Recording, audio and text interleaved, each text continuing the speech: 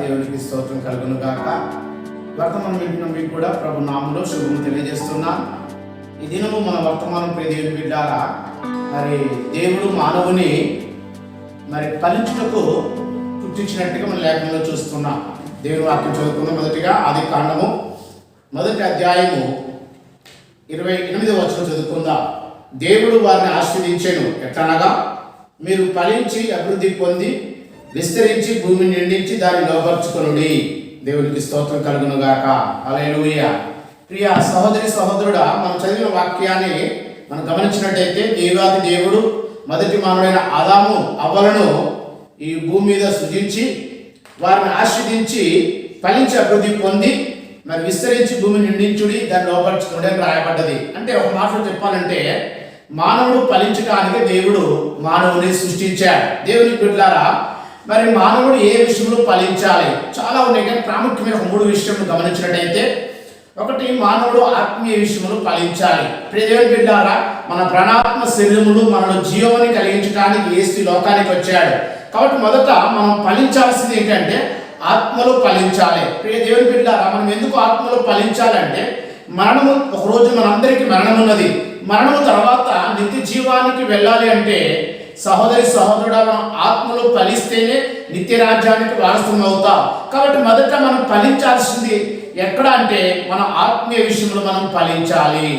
రెండోది, మనం చూసినట్టు దేవుని బిడ్డలారా, ఈ లోకంలో మనం ఉన్నంత కాలము ఆరోగ్యం చాలా ప్రాముఖ్యమైనది. కాబట్టి దేవుడు ఆరోగ్య విషయం కూడా ఫలించాలని కోరుకుంటున్నాడు.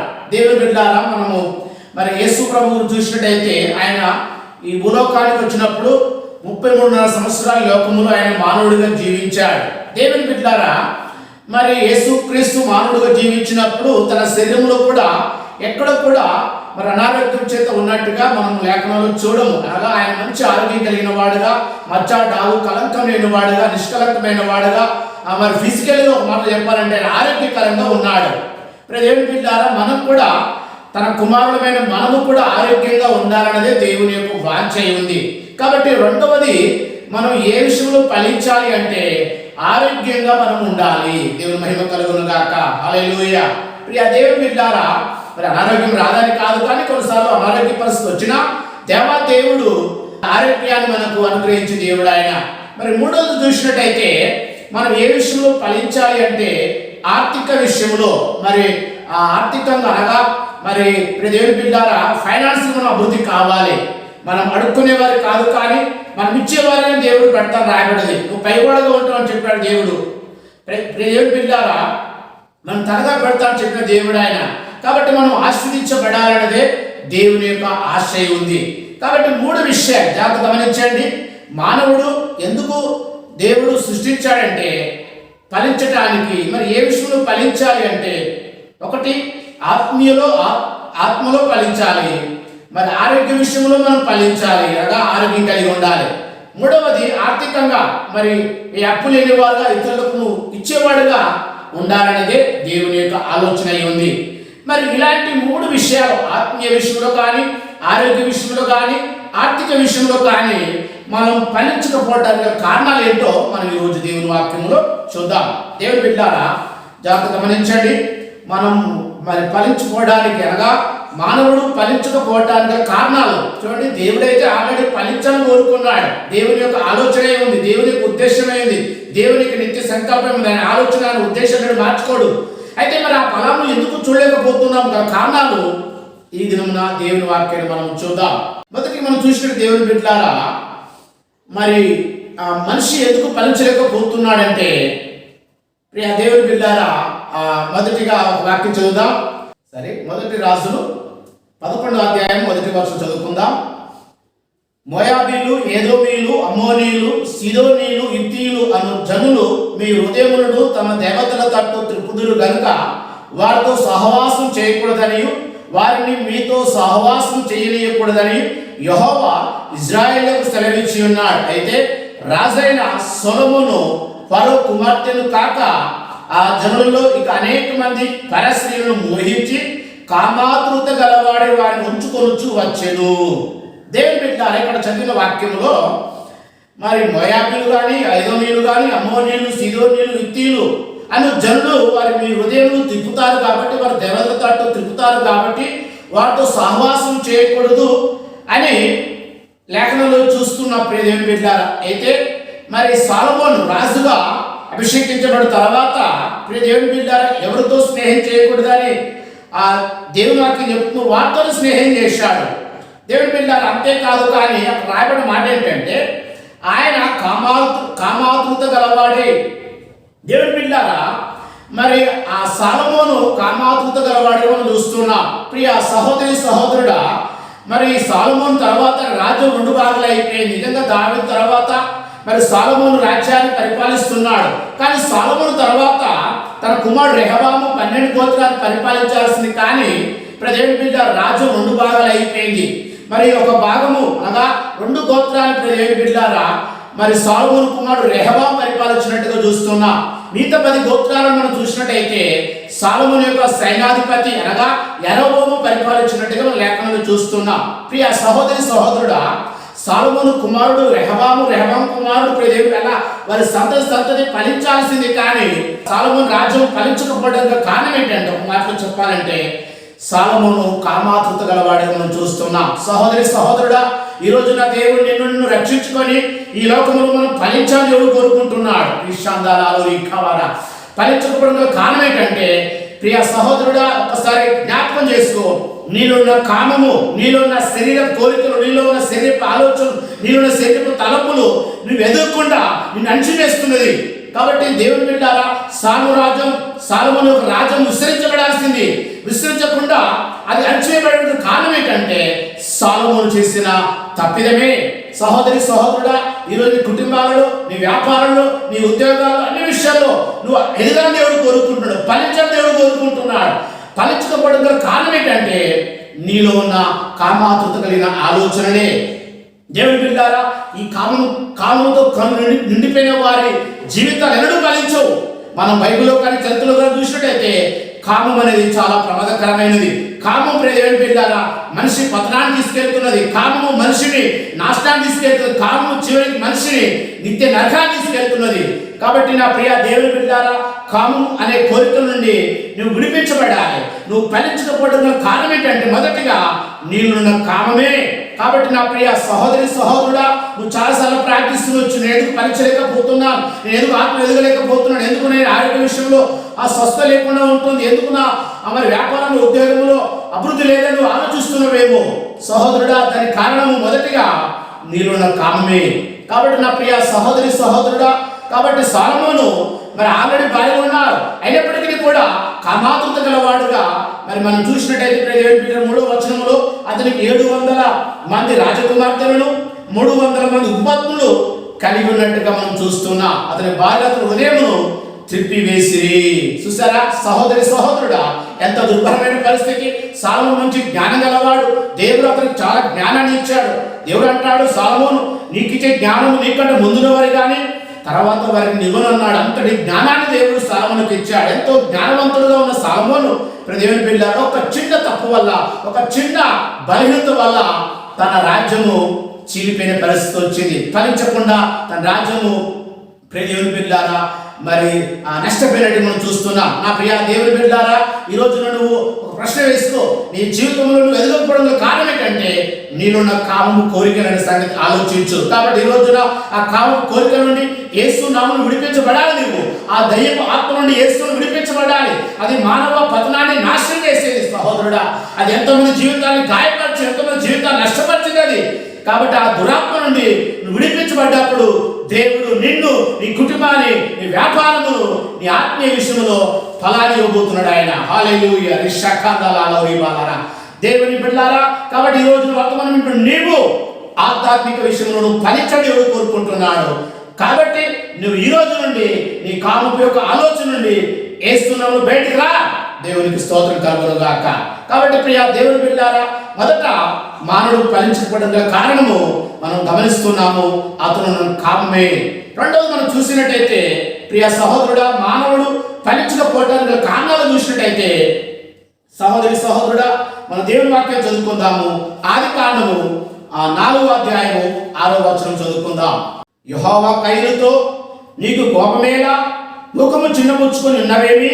నువ్వు సత్క్రియ చేసిన ఎడల తల ఎత్తుకొనవా? సత్క్రియ చేయని ఎడల వాకిట పాపం పొంచి ఉండును, నీ ఎడల దానికి వాంఛ కలుగును, నీవు దాన్ని ఏలుదువనెను. సహోదరుడా, సహోదరి, జాగ్రత్త గమనించండి. కయీను దేవుని బిడ్డారా తన తమ్ముడైన హేబేలును హత్య చేసినట్టుగా చూస్తున్నాం. దానికి కారణం ఏంటంటే దేవుని బిడ్డారా, మరి ఆ కయీను దేవుని బిడ్డారా హేబేలు పైన కోపపడ్డట్టుగా చూస్తున్నాం. ఒక మాటలు చెప్పాలంటే క్రోధం. దేవుని బిడ్డారా, మానవ పతనానికి రెండో కారణం ఏంటంటే క్రోధం. క్రోధం అనేది చాలా డేంజర్. దేవుని బిడ్డారా, కయీను దేవుని బిడ్డారా తన తమ్ముడైన హేబేలు పైన కోపముతో తమ్ముని చంపివేశాడు. ఎందుకంటే ఇద్దరు దేవుని బలి అర్పించారు. దేవుడు హేబేలు బలిని అంగీకరించాడు. కయీను బలిని అంగీకరించకపోవడం వలన దేవుని బిడ్డారా మరి కోపముతో మరి సహోదరుడా హేబేలు హత్య చేసినట్టుగా చూస్తున్నాం. చూడండి దేవుని బిడ్డ ఆ తర్వాత పైన శాపాన్ని తీసుకొచ్చినట్టు శాపం వచ్చినట్టుగా చూస్తున్నాం. అతను ఫలించినట్టు పెద్ద కనబడదు.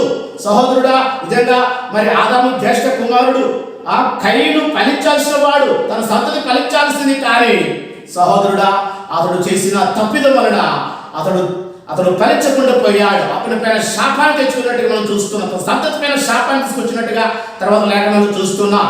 కానీ దేవుడు తర్వాత మరి హేబేలుకు స్థానంలో సేతులు ఇచ్చాడు దేవుడు.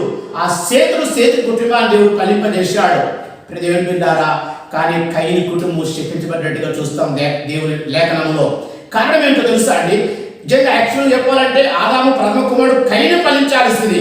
కయీను ఫలించవలసిన వాడు ఫలించకుండా మూడుబాడిపోయాడు. గల కారణం ఏంటంటే నా ప్రియ దేవుని బిడ్డారా కోపము. సహోదరుడా, కోపం మాను, ఆగ్రహం విడిచిపెట్టమంటాడు. ఒక వాక్యం చదువుదాం. కీర్తన 37:8 చూసినట్టు దేవుని బిడ్డారా, కోపం మాను, ఆగ్రహం విడిచిపెట్టుము, వ్యసనపడకు, అది కీడుకే కారణము. సహోదరుడా, సహోదరి, క్రోధం అనేది చాలా ప్రమాదకరమైనది. కాబట్టి నువ్వు ఎవరిపైన కూడా కోప్పడకూడదు. సహోదరుడా, కొన్నిసార్లు కొంతమంది మనల్ని మాట్లాడే విధానం, వారు చేసే కార్యాలు, వారు చూపే ఆ పనులు ఎలా ఉంటాయి మన జీవితాల్లో కోపాన్ని కలిగిస్తాయి. దేవుని బిడ్డారా, మన సహనాన్ని కోల్పోయేట్టుగా చేస్తారు. అయినా కూడా నువ్వు వారికి కోప్పడకూడదు. యేసు ప్రభు లోకం ఉన్నప్పుడు ఆయన పరిచయం చేస్తున్నప్పుడు అనేకులు ఆయన పేరు తిరుగుబాటు చేశారు. అనేకులు ఆయన కోపాన్ని, ఆయన సహనాన్ని కోల్పోయేట్టుగా చేశారు. కానీ ప్రభు ఎక్కడ కూడా పెద్ద కోపం లేదు దేవుని బిడ్డారా. ఎందుకంటే ఆయన ఎంతో శాంతి కలిగిన వాడిగా ఉన్నాడు. సహోదరుడా, నా ప్రియమైన దేవుని బిడ్డారా, ఆయన సువార్త ప్రకటిస్తున్నప్పుడు కొంతమంది అలాంటి కొట్టి చెప్పాలనుకున్నారు. వారిపైన కోప్పడకుండా ఆయన అక్కడి నుంచి వారి మధ్య నుండి శాంతియుతంగా సమాధానంగా వెళ్ళిపోయినట్టుగా చూస్తున్నా. ప్రియ సహోదరుడా, జాగ్రత్త గమనించండి. ఒకవేళ యేసయ్య ఆ రోజు అలా సమాధానం వెళ్ళకపోయి ఉంటే ఆయన ఫలించేవాడు కాదు. కాబట్టి ఫలించాలంటే దేవుని బిడ్డారా నువ్వు ఖచ్చితంగా మరి క్రోధం లేనివాడు ఉండాలి. అందుకే గోధుమ గింజ భూమిలో పడి చావకుండా అది ఒంటిగానే ఉంటుంది, అది సస్తే కానీ ఫలిస్తుంది. కాబట్టి మనం గోధుమ గింజ లాంటి వారము. ప్రియా దేవుని బిడ్డారా, మనం చావాలి. మనం చనిపోతే మనలో నుండి అనగా మనలో ఆ క్రోధం అనే కోపం, ప్రియ దేవుని బిడ్డారా, మనలో నుండి అది చంపడ్డప్పుడు నీవు ఫలించేవాడు ఉంటావు. కాబట్టి ప్రియా సహోదరుడా, జాగ్రత్త గమనించండి. మరి యేసు లోకం ఉన్నప్పుడు ఎక్కడ కూడా పెద్దగా కోపడ్డట్టు కనబడదు. కారణం ఏంటంటే అతడు ఆ విషయంలో ప్రియ దేవుని బిడ్డారా చనిపోయిన వాడుగా ఉన్నాడు, అనగా కోపం లేని వాడుగా జీవించాడు. కాబట్టి యేసు ప్రభు ఫలించినట్టు మనం చూస్తాం. అన్ని నమ్మల కన్నా పరిణామం గలవాడుగా యేసు ప్రియ దేవుని బిడ్డారా ఫలించాడు. సహోదరుడా, రెండవది మన జీవితంలో ఫలించకపోవడం కారణం ఏంటంటే నీ కోపమే నీకు శత్రువు అని మనం చాలాసార్లు వినుంటాం. కాబట్టి మన కోపము మన జీవితాల నష్టాన్ని తీసుకొస్తుంది. సహోదరుడా, ఎప్పుడు కోపడకండి. హల్లెలూయా, రిషాఖండా, కోపం మానండి యేసు నామములో. కోపం వల్ల దేవుని బిడ్డారా కయీను శాపాన్ని తెచ్చుకున్నాడు, నష్టాన్ని తీసుకొచ్చుకున్నాడు. ఒక వ్యక్తిని హత్య చేశాడు కూడా. కోపం ఏం చేస్తున్నాడో తెలియదు కొన్నిసార్లు. దేవుని బిడ్డారా కోపం అంత ప్రమాదకరమైంది. ఒకసారి ఏం జరిగిందంటే, ఒక ఫ్యామిలీకి చాలా కాలం తర్వాత బిడ్డలు పుట్టారు, కుమారుడు కలిగాడు. చాలా కాలం వివాహమైన తర్వాత, చాలా కాలం తర్వాత. కానీ ఒక దినమున ఆ పిల్లవాడు మరి చదువుకుంటున్నప్పుడు, స్కూల్కి వెళ్ళి వస్తున్నప్పుడు, ఎల్కేజీ యూకేజీ ఆ పీరియడ్లో దేవుని బిడ్డారా ఆ పిల్లవాడు హోంవర్క్ రాయమని తల్లి చెప్పినప్పుడు ఆ పిల్లవాడు కొంచెము మొండి చేసి రాయకుండా ఉన్నప్పుడు తల్లి కోపం వచ్చి పక్కనే ఉన్న ఒక సుత్తి తీసుకొని దేవుని బిడ్డారా కుమార్తె తలపై కొట్టింది. కుమారుడు చనిపోయాడు. చూసారా దేవుని బిడ్డారా, కోపం వల్ల ఏం చేస్తే అర్థం కాలే ఆ తల్లికి. కాబట్టి చాలా కాలం తర్వాత లేక పుట్టిన కుమారుని ఎంతో ప్రేమించి చక్కగా చూసుకోవాల్సిన తల్లి కోపం వల్ల దేవుని బిడ్డారా తన కుమారుని హత్య చేసుకున్నది. సహోదరుడా సహోదరి, ఈ రోజున చాలా మంది కోపం వల్ల తమ జీవితాన్ని నాశనం చేసుకుంటున్నారు. క్షణిక కోపం వలన దేవుని బిడ్డారా భార్యను చంపిన వారు ఉన్నారు, భర్తను చంపిన వారు ఉన్నారు, పిల్లలు చంపిన వారు ఉన్నారు. తర్వాత వారు ఎంతో బాధపడతారు, అయ్యో నేను ఎందుకు ఇలా చేశాను చెప్పి బాధపడి ఉన్నారు. చూడండి, క్రోధం అనేది ఒక దురాత్మ. సహోదరుడా సహోదరి, ఈ క్రోధం అనే దురాత్మ నుండి నువ్వు విడుదల పొందాలి. ఏస్తున్నాము రిషా కందాల ఏస్తున్నాము. విడుదల పొందకపోతే నువ్వెన్నడూ ఫలించలేవు. కాబట్టి నిజంగా ఫలించాలన్న తపన, కోరిక, తృష్ణ నీలో ఉంటే ఈ రోజు నుండి కోపం నుండి బయటికి రా. దేవుడితో అడుగు, దేవా నాలో కోపాన్ని తీసివేయి ప్రభా, క్షమాపణ అడుగు దేవుని. దేవుని కోపాన్ని చీకటి నుండి విడిపించి నువ్వు శాంతి గలవాడుగా, నెమ్మదస్తుడుగా దేవుడు మార్చగలడు. ప్రియ సహోదరి సహోదరుడా, అటు కృపా దేవుడికి ఇవ్వాలని ఆశపడుతున్నాడు. మూడు మనం చూసినట్టయితే మరి మానవుడు ఫలించబడిన కారణం ఏంటి చూసినట్టయితే ప్రియ సహోదరుడా సహోదరి, మరి దేవుని వాక్యం చదువుకుందాం. 2 రాజులు 5వ అధ్యాయం 20వ వచనం చదువుకుందాం.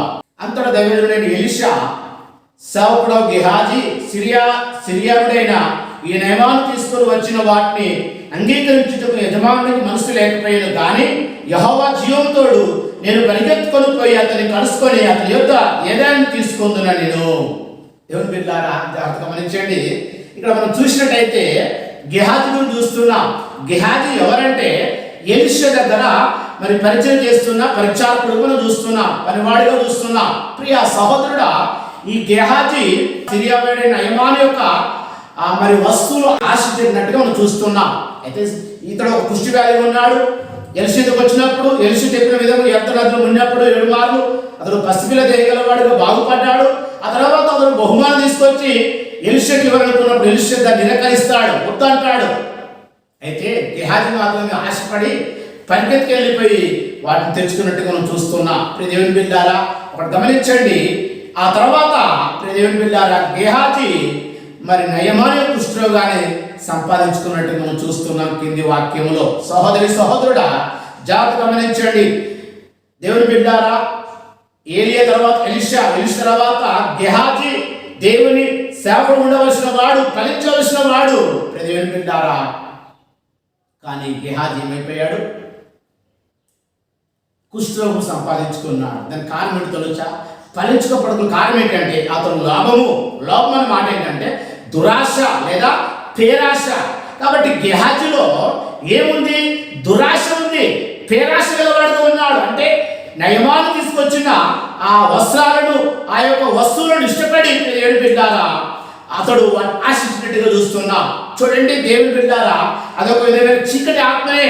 కాబట్టి ఆ చీకటి ఆత్మను ప్రేరేపించి ఆ దురాశ కలిగించిన వాడుగా, పేరాశ కలిగించిన వాడుగా వాడు ఆశించాడు.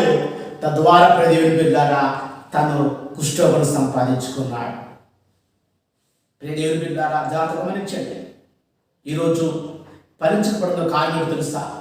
నీకున్న దాంట్లో తృప్తి లేకపోవడం, దేవుడు ఇచ్చిన దాంట్లో సంతృప్తి కలిగి ఉండలేక ఇంకేదో సాధించాలని చెప్పి అక్రమైన మార్గం అడ్డదారులు వెళ్ళి నువ్వు డబ్బులు సంపాదిస్తున్నావేమో, దేవుని బిడ్డల మనుషులు మోసం చేసి ఆస్తి సంపాదించుకుంటున్నావేమో, అక్రమాలు చేస్తున్నావేమో. సహోదరుడా సహోదరి, నువ్వు ఫలించు, నువ్వు శపించబడబోతున్నావు, నష్టపడబోతున్నావు. కాబట్టి దేవుడు ఇచ్చిన దాంట్లో తృప్తిగా నువ్వు జీవిస్తున్నప్పుడు దేవుడు దీవిస్తాడు, అభివృద్ధి చేస్తాడు, నిన్ను ఫలింపజేస్తాడు. దేవుని వాగ్దానం. అయితే నువ్వేం చేస్తున్నావు ఈ రోజున? దురాశ గలవాడిగా అనగా పేరాశ గలవాడగా లాభము. దేవుని బిడ్డారా లాభం అనేది దేవుని బిడ్డారా చాలా ప్రమాదకరమైనది. గెహాజీ దేవుని సేవ చేయాల్సిన వాడు, దేవుని కోసం వాడబడవలసిన వాడు, ఫలించవలసిన వాడు, అభివృద్ధి కావలసిన గెహాజీ దేవుని బిడ్డారా తన కుష్ఠరోగాన్ని సంపాదించుకున్నట్టు మనం చూస్తున్నాం. సహోదరుడా సహోదరి, ఒకసారి నేను ప్రశ్న వేస్తూ, ఆరోగ్య విషయంలో గెహాజీ బాగుండవలసిన వాడు, ఆరోగ్యంగా ఎదగాల్సిన వాడు, ఆరోగ్య విషయంలో ఫలించాల్సిన వాడు కుష్ఠరోగాన్ని సంపాదించుకున్నాడు. దేవుని బిడ్డలారా ఒక్కసారి మీరు ఆలోచించండి. ఈ రోజున నీకు రోగం రావడానికి కారణం తెలుసా? పేరాశ, దురాశ. సంపాదించాలి. సహోదరుడా సంపాదించు, సహోదరి. కానీ అక్రమంగా సంపాదించదు. దేవుడు ఇవ్వని తీసుకోకూడదు. దేవుడు వద్దన్న వాటిని ఆశించకూడదు. దేవుని బిడ్డలకు సాధించండి. నువ్వేం చేస్తున్నావు ఈ రోజున? నీ వ్యాపారంలో, నీ పనుల్లో నువ్వు ఎలాంటి విధంగా ఆలోచిస్తున్నావు? ఏ విధంగా నువ్వు డబ్బులు సంపాదిస్తున్నావు? అక్రమంగా సంపాదిస్తున్నావా? అన్యాయంగా సంపాదిస్తున్నావా? ఇతరులు మోసం చేసి ఎదుగుతున్నావా? జాగ్రత్త. రోగం పాలు కాకముందుకే, అనారోగ్య పాలు కాకముందుకే, ఆరోగ్య విషయంలో నీవు నష్టపోకముందుకే నేడే ఇప్పుడే దేవుని వాక్యం ఉంటుండగానే నీ మనసు మార్చుకో. దేవుని బిడ్డలారా, గేజలాగా రోగాన్ని తెచ్చుకో. ఆరోగ్యంగా ఉండు. వేస్తున్నామన్నా రిషా కందాల ప్రైజ్ ది లార్డ్, హల్లెలూయా. దేవుని బిడ్డలారా, ఒకసారి ఆలోచించండి. 4 మనం చూసినట్టయితే మానవుడు పరీక్షపడగల కారణం మనం చూస్తున్నాము. 4 మనం చూద్దాము. న్యాయాధిపతి గ్రంథము 16వ అధ్యాయము 4వ వచనం చదువుకుందాం. పిమ్మట అతడు షోరేకు లోయలో ఉన్న దిలీలా అను స్త్రీని మోహింపగా. సహోదరుడా, ఎంత దుర్భరమైన పరిస్థితి చూడండి. ఇక్కడ రాయబడ్డ మాట ఏంటంటే దెలీలా అను స్త్రీని మోహింపగా. సంసోను ప్రియదేవుని బిడ్డలారా, న్యాయాధిపతిగా తల్లి గర్భం ఉండగానే దేవుడు ఏర్పరచుకుంటే పెరిగి పెద్దమైన తర్వాత దేవుని ప్రజలకు న్యాయాధిపతిగా ఉండి దేవుని ప్రజలను న్యాయం చేయించి దేవుని ప్రజల పక్షమున యుద్ధం చేసి దేవుని ప్రజలను రక్షించాల్సిన ఈ సంసోను దేవుని బిడ్డలారా మోహపు చూపుకు అడిక్ట్ అయిపోయాడు. మోహపు చూపు బలైపోయి ప్రజలను బిడ్డలారా చూడ రాబడది దెలీలా అను స్త్రీని మోహింపగా. మోహము. కాబట్టి ఫలించకపోవడానికి గల కారణం ఏంటంటే 4వది మోహము. మోహము. జాగ్రత్త గమనించండి. మోహపు చూపు. సహోదరుడా, సహోదరి, ఆ మోహపు చూపు చేత సంసోను పతనమైపోయాడు. ఫలించాల్సిన సంసోను దేవుని బిడ్డారా ఆ దాగోను గుళ్ళు దిక్కులేని సావు చచ్చిపోయాడు. చూడండి, దెలీలా తనను లాలన చేసి తనను మభ్యపెట్టి తనను మోసం చేసి దేవుని బిడ్డారా అతని యొక్క బలాన్ని రాబట్టుకొని చివరికి తనకున్న జుట్టును కత్తిరించి బొడివాడైనప్పుడు దేవుని బిడ్డారా ఫిలిస్తీయులు అతను అరెస్ట్ చేసి అతన్ని బంధించినప్పుడు అతని బలమతం నిండిపోయినది. సహోదరుడు, సహోదరుడా, ఇశ్రాయేలు ప్రజల న్యాయాధిపతి ఉండి ప్రజలు ఎలాల్సిన నాయకుడు ఒక స్త్రీ ముహపు చూపులో పడిపోయి దేవుని బిడ్డారా తన జీవితాన్ని పతనమైపోయాడు. గుడ్డివాడైపోయాడు. ఫిలిస్తీయులు కన్ను తీసివేశారు. గానుగ విసురుతున్నాడు. దేవుని బిడ్డారా చివరికి దాగోను గుడిలో అతను చనిపోయాడు. దిక్కులేని చావు చచ్చిపోయాడు. నిజంగా ప్రజలకు న్యాయాధిపతి ఉండి ప్రజలను ఎలాల్సిన వాడు, ప్రజల కొరకు జీవించాల్సిన ఈ సంసోను దేవుని బిడ్డారా ఒక స్త్రీ మోహపు చూపు వల్ల తన జీవితాన్ని పతనానికి అయిపోయాడు.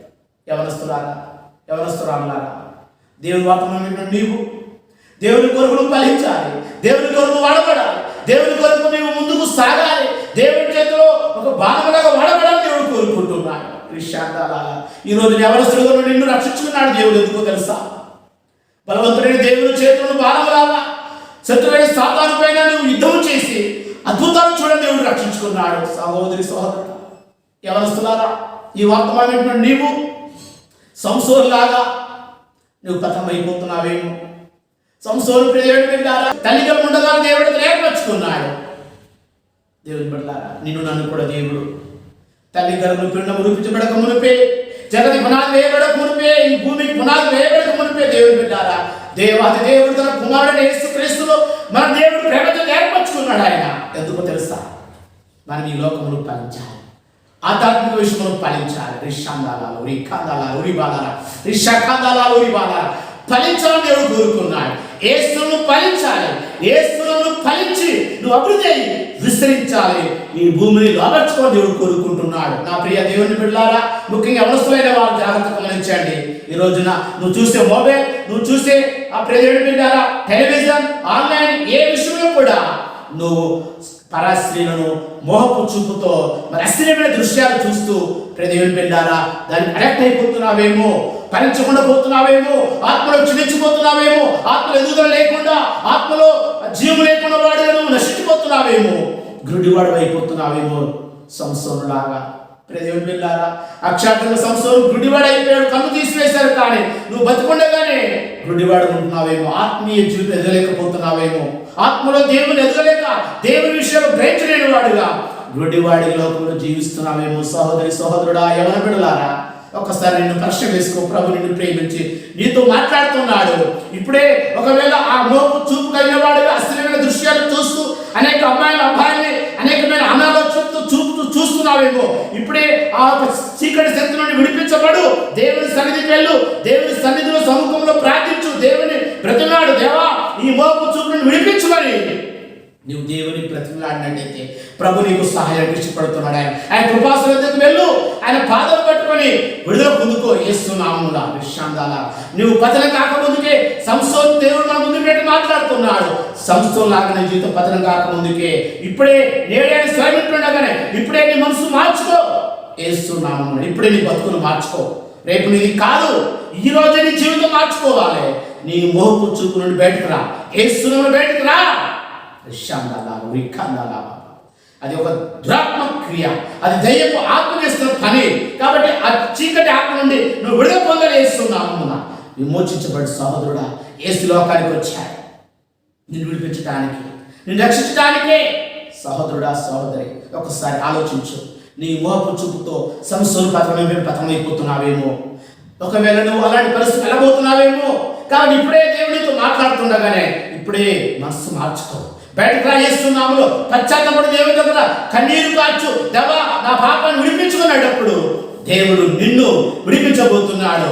ఆ తర్వాత నువ్వు ఫలించబోతున్నావు. హల్లెలూయా. విశ్రాంతాల నువ్వు అభివృద్ధి కాబోతున్నావు. నీ జీవితంలో ఎన్నో ఆశ్చర్యకాలు చూడబోతున్నావు. వేస్తున్నాములో నీ వీటి నుండి చావాలి, వీటి నుండి బయటకు రావాలి. వేస్తున్నాము విశ్రాంతాల రిక్కాందాల. Praise the Lord. హల్లెలూయా. నీ మోహపు చూపులు ఉంటే నువ్వు ఎన్నడూ ఫలించలేవు. దేవుని బిడ్డ, నువ్వు ఫలించని దేవుడు కోరుకుంటున్నాడు. ఆ మోపు తలంపును బయటకు రా. ఒక నిబంధన చెయ్యి. యోబు గ్రంథం 31:1 నా కళ్ళతో నిబంధన చేసుకుంటున్నాను, నేను ఎలా కన్యకను చూసేదను. కాబట్టి నువ్వు ఒక నిబంధన చేసుకోవాలి. దేవా, నా కళ్ళతో నేనేది కూడా చూడను ప్రభు, అస్థిరమేని అని ఒక నిబంధన చేసుకుంటే ప్రభు నీకు సహాయం చేయగలడు. దేవుని బిడ్డారా, ఒక కమిట్మెంట్తో నువ్వు ముందుకు సాగు. నువ్వు ఫలించాలి. నిజంగా నీకు ఫలించాలని ఆశ ఉందా?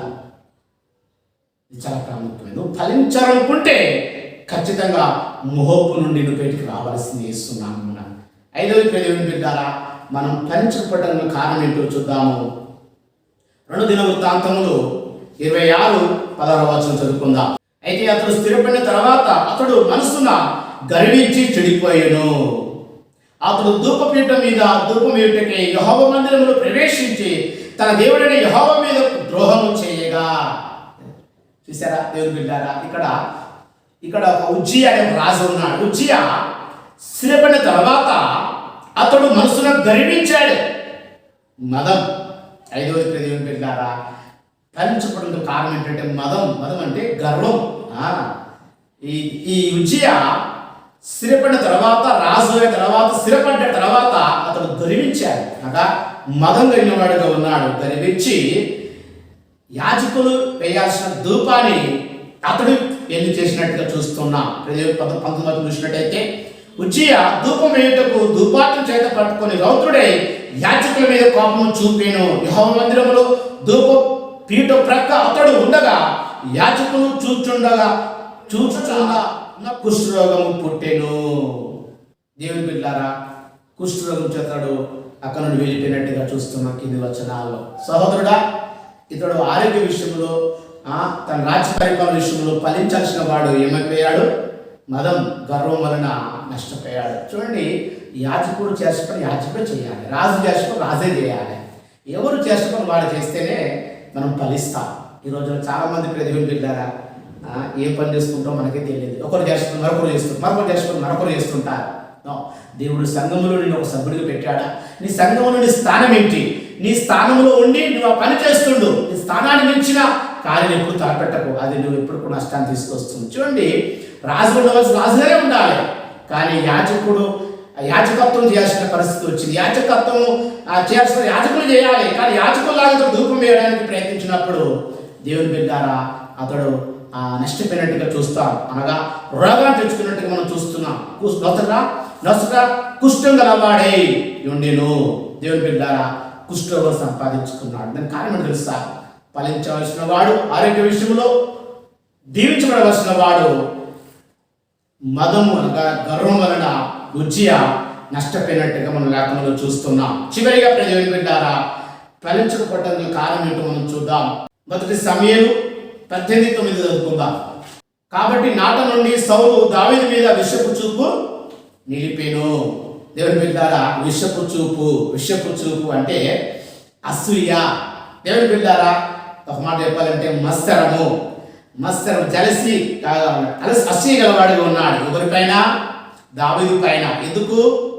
పైన చూసినట్టయితే దేవుని బిడ్డారా, 7వ వచనంలో ఆ స్త్రీలు గాన ప్రతిగానంలో చేయించు వాయించుచు సౌలు 1000 కొలదియు దావీదు 10,000 కొలదియు శత్రువులను అతను చేసినారని. ఆ మాటలు సౌలు ఇంపుగా ఉన్నందున అతను బహు కోపము తెచ్చుకొని వారు దావీదును 10,000 కొలదని నాకు 1000 కొలదని శుద్ధులు పాడిరే. రాజ్యము తప్ప ఏమి అతను తీసుకొనగలడు అనుకొనెను. కాబట్టి నాట నుండి సౌలు దావీదు మీద విషపు చూపు అనగా అసూయ, జలసి, మత్సరము. దేవుని బిడ్డారా, జాగ్రత్త గమనించండి.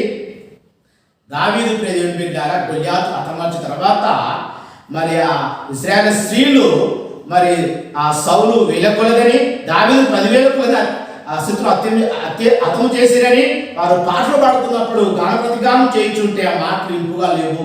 సౌలుకు ఇంపుగా లేక ఆ అసూయ చేత మరి దావీదు చంపాలనుకున్నట్టుగా మనం చూస్తాం. సహోదరుడా, మరి ఏమైపోయింది పని? సౌలు తన కుమారుడు యోనాతాను పరిపాలించాల్సిన రాజ్యాన్ని దేవుని బిడ్డలారా ఫలించకుండా మూడుబాడిన వారుగా మరి నష్టపోయినట్టుగా మనం చూస్తున్నాం. దేవుని బిడ్డలారా, జాగ్రత్తగా గమనించండి.